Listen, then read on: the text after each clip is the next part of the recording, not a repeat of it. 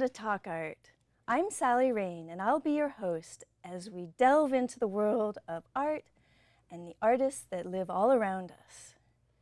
Talk Art is sponsored by the Silicon Valley Open Studios. For 25 years, during the first 3 weekends in May, hundreds of local artists open their studios to the public. For event information, go to the website svos.org. For this show, we have 3 amazing mosaic artists, all of whom are members of Mosaic Artists of the South Bay. And first we have Angela Turner Sanders. She was born in England and immigrated to Canada and the United States.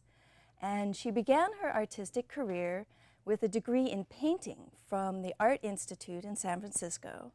And she also had the wonderful opportunity of studying art in Hangzhou, China. And her experiences in China influence her mosaic art today. So welcome. Thank you. Nice to be here. Yes. And we have Kathleen Sartain, who is primarily a mosaic artist. And she is also a very strong community artist volunteer. She is the Silicon Valley Open Studios Group Sites Manager, and she also is the Los Altos Art Club membership chair. So welcome, Kathleen. Thank you.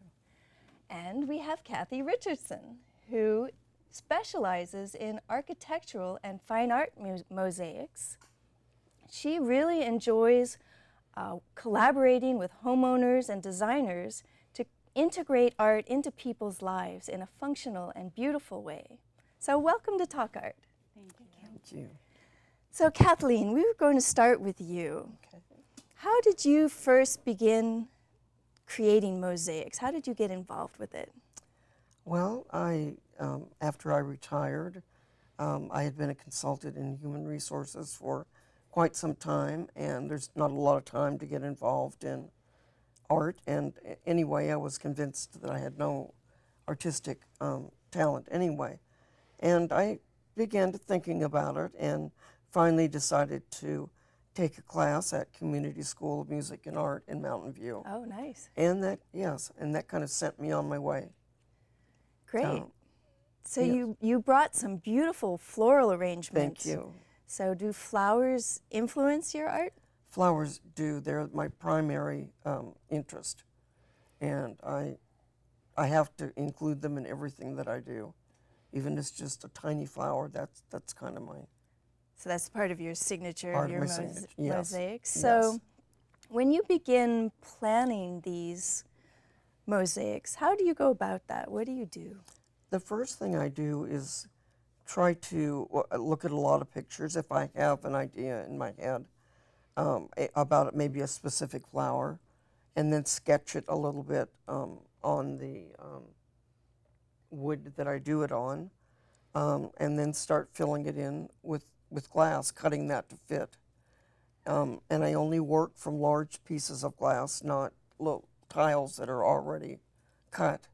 And I use millefiori for the centers, like on the flowers here and behind us, and I believe back behind me also. So what is millefiori? Millefiori is only made in, and correct me if I'm wrong, in Italy. It's long, sorry, I've lost my words for that. When I see it, it's cut up in small little pieces, and you can use it anywhere within the piece that you want. I happen to like it for the flower centers. Oh, Yes. so it's a patterned piece of glass. It's a pattern piece. Oh. The pattern goes clear through the whole piece of glass, and then you just cut it to the thickness that you want. Great. So tell us a little bit about the mosaics that you have here. Okay. This one is pink flowers on blue table. Behind me, directly behind me, is flowers in a basket. And behind me, back here, is, I always forget the name of the second flower, but it's chrysanthemums and... Asters? Pardon? Is it? Yeah, they're beautiful. Yeah, thank you. So some of the flowers in the basket are made up flowers. They're not, they just might come into my head, or I cut a piece that looks like it's something that I would like it to be. And others, I may look at pictures to make it fit that, fit the way that it should look. Oh, they're beautiful, and so many pieces put together. I really like the way you work with greens. Thank you. Yeah, very nice. So you also brought some tools to show us a little bit about how you work with the glass. So why don't you describe the tools and the process that you use? Okay. These are the main, there are many tools to use. These are the main tools. This is a wheeled nipper, and it's kind of used on the edge of a piece like this to snip and kind of get the size you want. Now I just cut just a very small little piece. You can cut larger, but this is just what I'm showing you right now. So hold that up again. Let's see the wheels on the wheel cutter. I see. So it has two wheels. It has two wheels. Together. You use it almost. It looks like a pair of pliers, but you use it almost like a pair of scissors, by cutting like that way. And that's mainly what I use. This tool is an oil-filled cutter, and you have to have something flat to be able to do it. And I've already scored part of this, but what you do is just kind of drag it across. You could use a ruler to make sure that it's straight. And then I take the cutters and put it right on the line where I've just cut, squeeze, and it's broken right in half, and it's perfectly cut straight, or as straight as I've drawn, the line in the first place. And the others. So those are the main tools that you use? Those are the main tools, yes. Wow, for all of those cuts. That's amazing. Yeah, thank you. Yes. Yeah, and what other types of glass have you brought? Well, I brought just some that I thought were really pretty. I usually start out by cutting to this shape, because then I can make it any shape I want after. This is a really pretty iridescent, sort of beigey brown, and it's cut this way, but I could use it on something maybe right here. I don't remember what I had it that way for. And the others are just some kind of interesting hand-blown glass. And this one is just so thick. I have cut it. It's very difficult to cut, but it's really beautiful, and it makes a really, really beautiful flower or whatever you happen to be wanting to make out of it. I can see that it has the petal forms in it already. It does, the ripples and the texture. Yes. Beautiful. Thank you. Excellent. So where do you find your glass? I usually go to Franciscan Glass in Mountain View or in Union City, and that's almost the only place I go, with the exception a couple of times I've gone to Kiss My Glass in Santa Cruz, and that's a very different, smaller kind of place with very unique kinds of. So you go to a store that primarily has glass in it? It would be glass, right, and some tools. I buy all the tools there also. Oh. Yeah. So it's kind of an all-around place for me. Great. So, and the Millefiori, where do you get that? The Millefiori I usually buy online. I don't know where you would buy it around here from a store, so I have a place that I buy it through. So, from Italy? Yes, and it comes from Italy, a certain place in Italy. Excellent. Yes. So, when you're creating these flowers and you have some designs, you say you use your imagination for the creating the flowers, but you also work from pictures. Right. So how do you come up with the compositions of them? And when you're planning it, do you do sketches, or do you just put the glass where it looks right? What do you think? Actually, both. I sketch on where I'm going to mount it. If it's a flower that is very specific and I want someone to know what it really is, then I would work. I need to sketch it on there, and I would have taken it maybe from a picture or a couple of pictures. Well, you brought some images that we can take a look at of other right. pieces. So let's Okay. take a look at the JPEG images now. Okay. Yeah. This one I did for a contest about things that are your passion, which are the flowers and music. And so there's a piano, a saxophone, and a violin. And for the violin, I used bugle beads for the strings, and that worked pretty well. And I believe there's a lot of millefiori in the flower centers of that one. And that I did need to look at a picture for. Yeah. This is another picture that are flowers in a basket. It's a little harder to tell. The basket is kind of blue. But those are just flowers that they're in, except for the chrysanthemums. Those are flowers I just do because I'm used to doing it.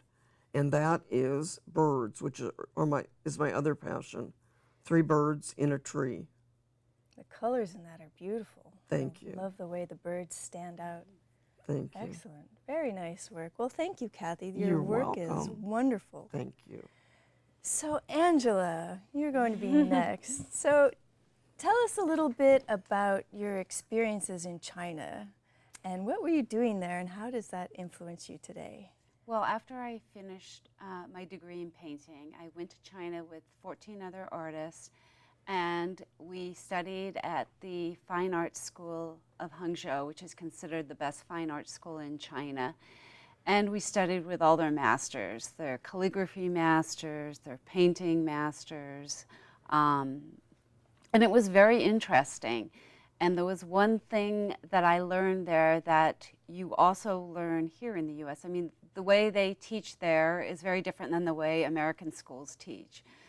American teachers will tell you to be creative and you're trying to think of how to develop new ideas. Mm-hmm. In China, they're painting a leaf for 2 years and trying to get it perfect with this, and there's a spirit that should be within that leaf.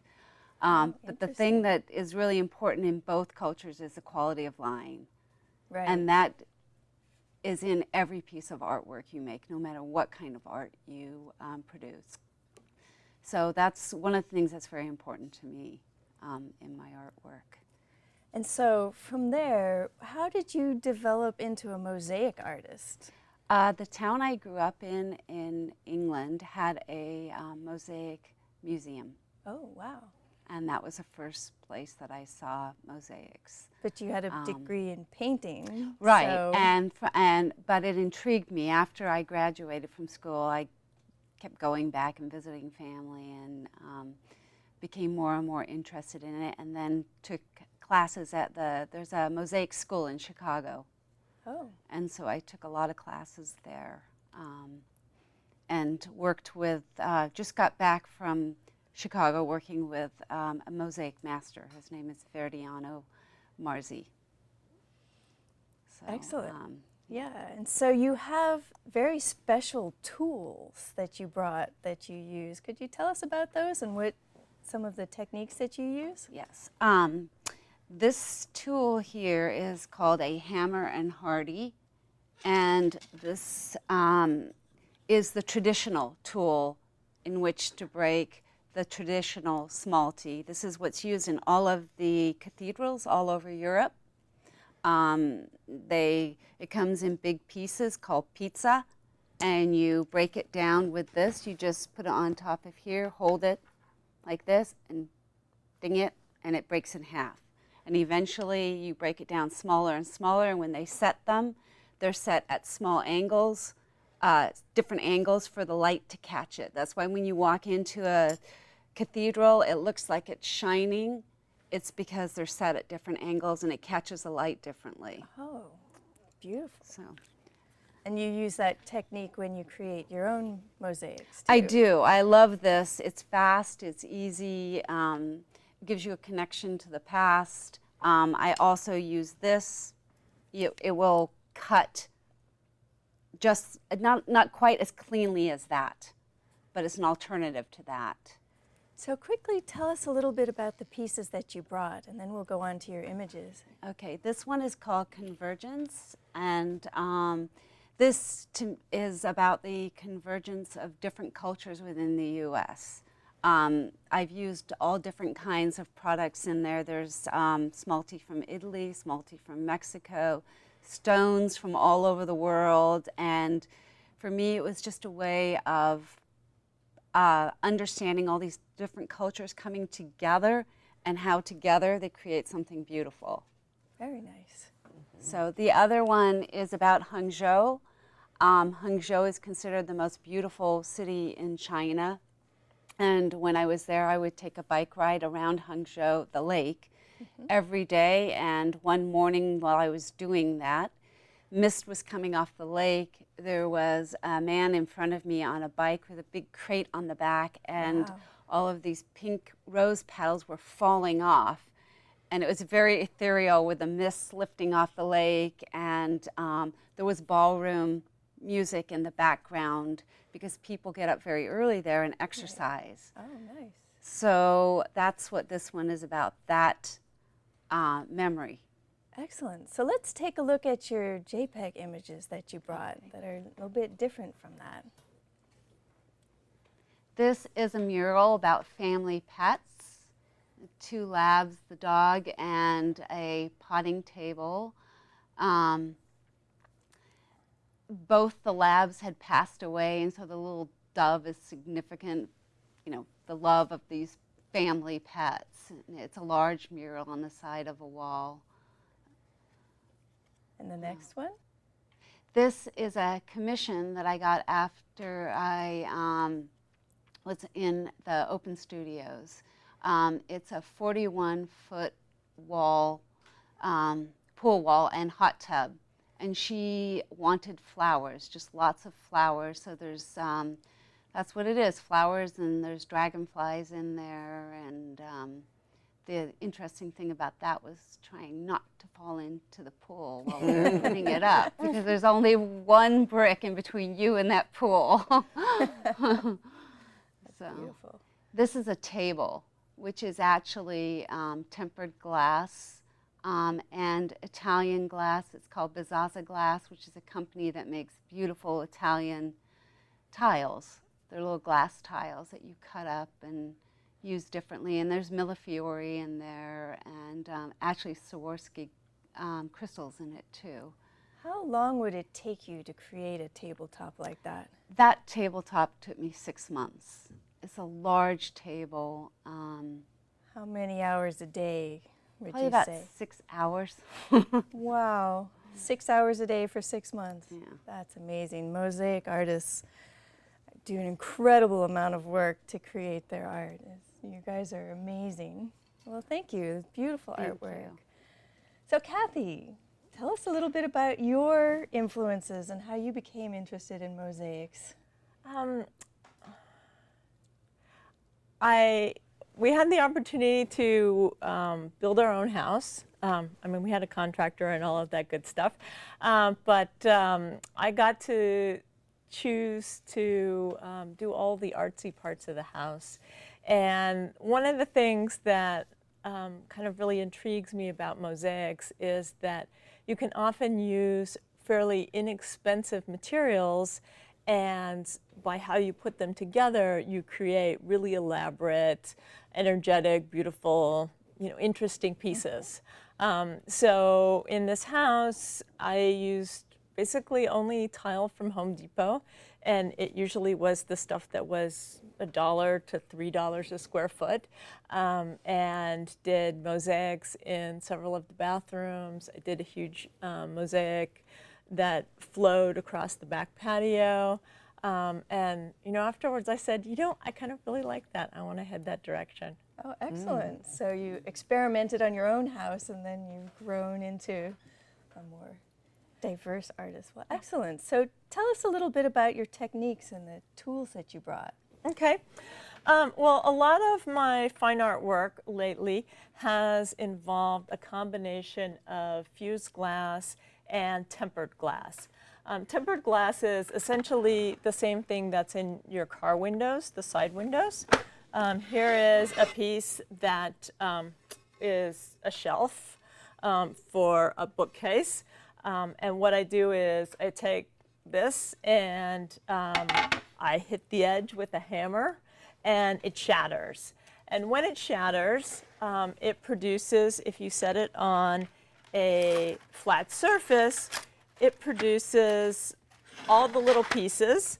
Some of them come in chunks that you can keep together, but they still have all the fracture lines inside. Some of them are very small pieces. And so I combine these together to create the art. And so here I have a backboard. Most people use this stuff called MDF, and I've painted it with acrylic paint. I use pretty simple, elementary kinds of drawings underneath, because when you add the glass, it adds more complexity, and so this way you get the color coming through and highlight that energy. There are several different kinds of adhesives that you can use to glue the tempered glass onto the piece. I'm going to this is silicone glue. It's the easiest to get. And you just, it's got a little tip, and you just carefully put a thin layer on. And it has to be thick enough that you want it to cover the whole space, because when you take the pieces of glass, they shine and connect with the paint below if it's got a continuous layer. And I use, depending on what the shape is, I use different kinds of, I pick out different shapes amongst this. So for the flower, I'm doing kind of linear to accent the rays of the flower. And for the space out here, I'm using lots of little pieces so that it kind of gives it more of a random, soft feel. When you do this, you need to think about not only the glass that you're putting down, but the negative space, and that's where the grout goes in. And here, and so the grout adds a matte that fits in all between. The fused glass gives you this really shiny, perfect surface that contrasts. And the way fused glass is made is by cutting a variety of glass and stacking it, and then putting it into a kiln. So this is a piece of green glass that's been cut, and then these little strings of glass are added. And so there's just kind of an endless variety of things that you might do. Some of them are transparent glass, and some of them are opaque glass. And by putting them together, you get this combination of complexity, simplicity, color, that brings the whole piece together. They're beautiful. So tell us a little bit about the JPEG images that you brought, because those are a little bit different from this. So this piece is both the fused glass and the tempered glass. And in this piece, you can see how the yellow is the grout that goes in between. And it then both highlights the direction and the motion that you get with the tempered glass, as well as kind of giving you this continuous piece through.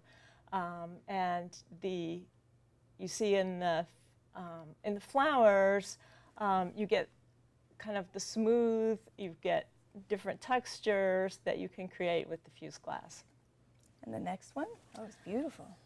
This one's a dragonfly piece. I became really interested in dragonflies when my car is parked really near my studio, and every afternoon there would be this orange dragonfly that would sit on the end of my antenna. And so that really kind of inspired this piece.